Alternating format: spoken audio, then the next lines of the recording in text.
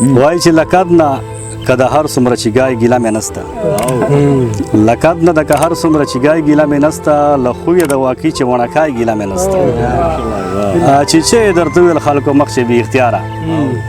له عقل مکمل خلاصه سړی ګیله مې نسته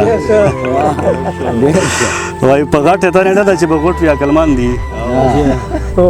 په غټې تنې نه ده چې به غټ وي عقلمند وي منډه وي خو چې وي خورې وینا ګیله مې نسته نور شک شلی سړی د په سنتو برابره له لږو نه ور ډېر سادهګۍ ګیله مې نسته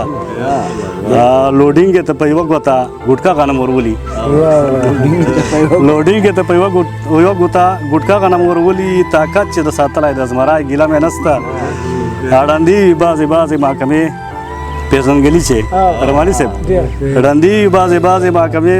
پیژندګلي چې اس اخلي خو ورخیزي تورګای ګیله مې نسته وایي چې سوچ کې لګیا وم چې غوړي او کشني وکړم خو بس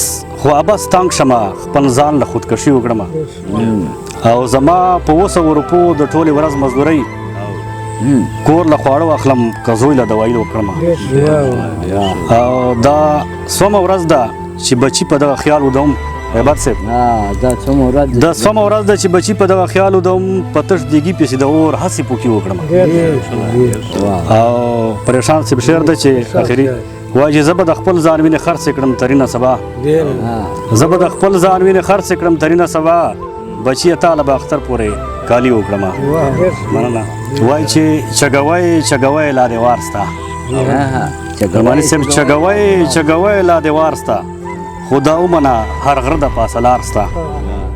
او د پتنګو نیمو چکه تر اسمانه د پتنګو نیمو چکه تر اسمانه هم د زور شته هم د زر هم د اختیار شته او بې غوړو او بې چونو هم ګزاره شي بې غوړو او بې چونو هم ګزاره سي کسنو د خوراک د پاره زهر شته او غریبي خو سړی نه وژني ترینه غریبي خو سړی نه وژني ترینه خو بېوسه چې پښتون شي بیا ترې ډار شته یو غزل ده امیر صاحب تاسو وایي چې هسې له ځان سره حساب کومه سوچ کومه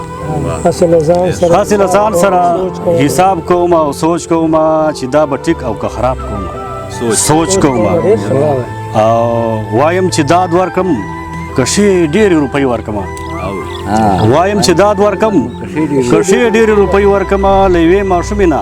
ګلاب کومه سوچ کومه او د پښو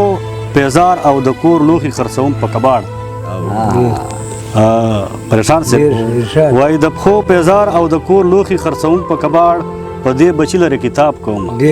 سوچ کوم او خان ویل تاله درکړم سپي لره زنځیر پې واخلم خان ویل تاله درکم سپي لره زنځیر پې واخلم زه خو به ځان لره شراب کوم سوچ کوم او یو خوا پښتو لرمه بل خوا محبت لرمه ترینه تا ته چې جواب کوم سوچ کوم مننه ډېره مننه